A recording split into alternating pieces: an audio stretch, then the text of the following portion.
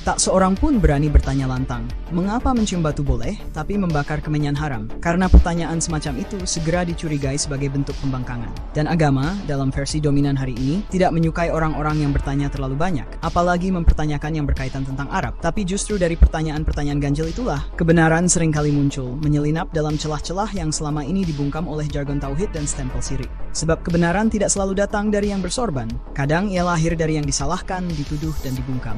Bersama Sudrun Gugat, mari kita menggugatnya. Seruput dulu kopinya, mari kita mulai.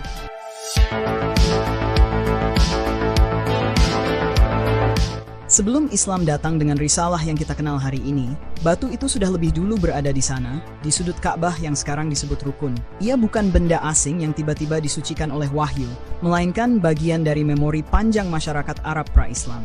Dan sejarah mencatat dengan terang bahwa penghormatan terhadap Hajar Aswad bukan dimulai oleh Nabi Muhammad, tapi telah lama menjadi simbol sakral bagi orang-orang Quraisy, bahkan melebihi berhala-berhala yang mengelilingi Ka'bah.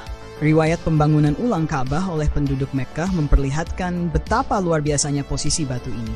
Ketika para pemuka Quraisy berselisih tentang siapa yang paling berhak meletakkan Hajar Aswad di tempatnya, situasi hampir berubah menjadi perang antar kabilah.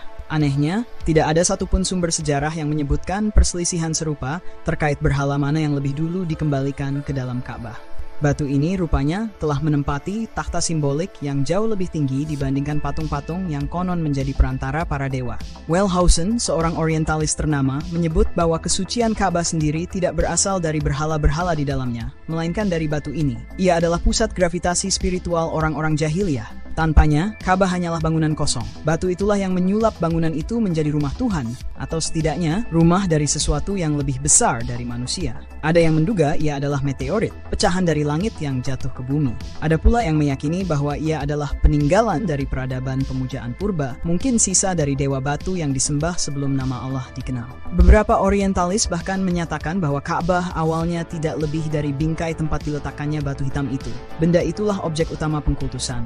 Ka'bah hanyalah panggungnya, pelaminan suci tempat batu itu dipertontonkan dalam ritual dan doa. Ini bukan kesimpulan liar. Jejak-jejak arkeologis dan etnografis menunjukkan bahwa di banyak wilayah Arab pra-Islam, pemujaan terhadap batu adalah bentuk peribadatan yang lumrah. Di Gaman, misalnya, ditemukan situs pemujaan dengan batu bernama Kohmam, batu yang bentuknya mirip dengan Hajar Aswad dan juga dipuja. Di Najran, di Tisalal, bahkan di kuburan-kuburan kuno, batu-batu khusus dijadikan pusat penghormatan. Makam-makam dibangun bukan karena tanahnya subur, tapi karena ada batu suci di sana. Artinya, keyakinan terhadap kekuatan metafisik dalam batu adalah sesuatu yang mengakar, bukan deviasi dari tauhid, melainkan tafsir lokal terhadap yang sakral.